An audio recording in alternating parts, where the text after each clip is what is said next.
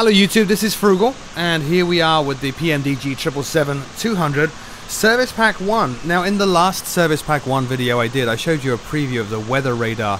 There are a number of other features in Service Pack 1 which I think you're going to be quite excited about. One of them is the company data link.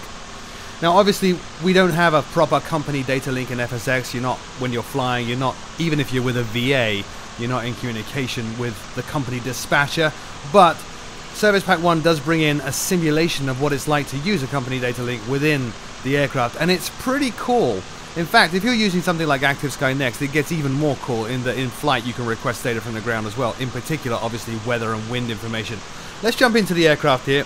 We're getting this aircraft ready to fly to to Cancun in Mexico from London Gatwick. Now I've done most of the pre-flight stuff.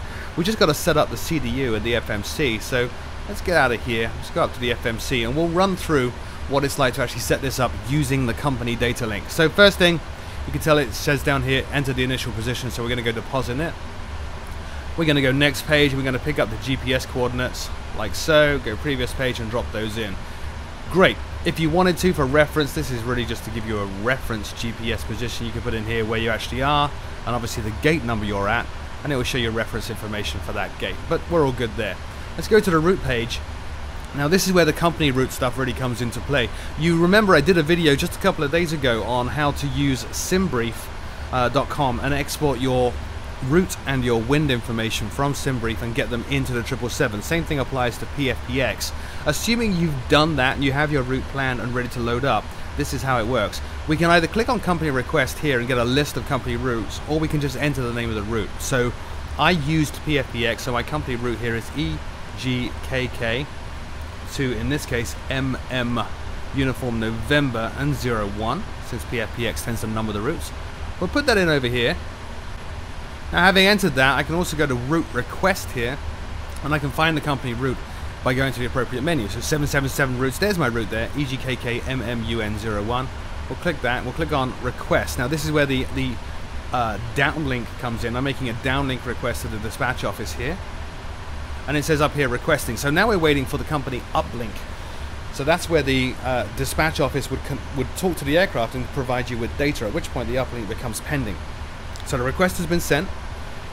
Now we just sit here and wait. You hear the ping pong, and now we have a route uplink, and it says route 1 uplink is ready. So at this point we have a number of options. We can purge everything, we can load, which replaces the data we currently have with what the uplink contains, or we can save and so on. So obviously we're going to load that. And it says at the bottom now, route 1 uplink loading. So you sit and wait. It takes a few moments because it accurately simulates the delays in talking back to base. And there we go, so we're all in.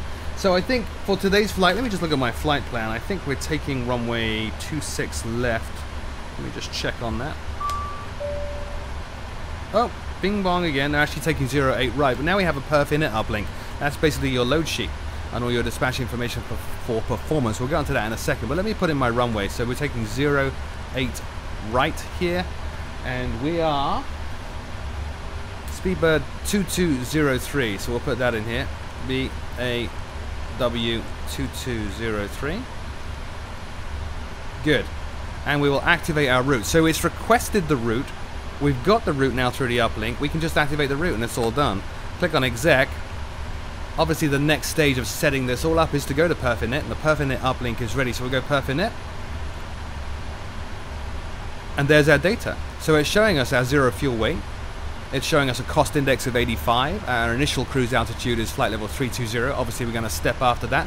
So there's all our performance data already entered for us. You don't need to go through and double click on zero fuel weight, for example. It's automatically got all that from the dispatcher. So we'll click on accept. Wonderful. Oh, look at that. Now we have a wind data uplink. So now if we go into the route page, sorry, the legs page. So pick up one of these waypoints somewhere over the mid-Atlantic. We just click on route data, and you can see here we got an option for wind data load. So we'll click on wind data load. That's now posted the request. So again, that is the downlink back to the company office. Now the uplinks come back. We have the data, so we can just click on this waypoint, and there's our wind data. Fabulous. So we will take that by clicking execute. So we've actually loaded the data in now from the company office for the winds aloft at these various waypoints.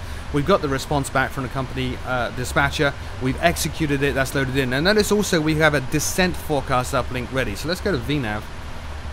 Let's go to the next page. There's our descent, and we'll go to forecast. Forecast uplink, it's ready to go. We can load or purge, so we'll load.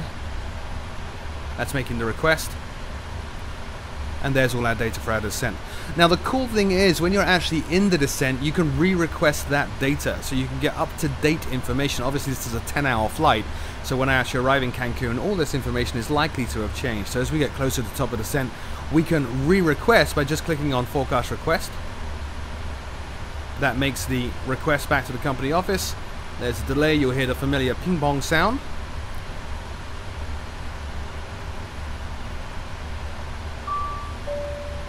And our data is ready to be loaded once again. That's using Active Sky Next, of course, because there's such tight integration now between the 777 in Service Pack 1 and Active Sky Next. Hope that was a kind of cool, interesting insight into another one of the new features coming in Service Pack 1. As always, my name is Froogle. Thank you so much for watching. See you soon.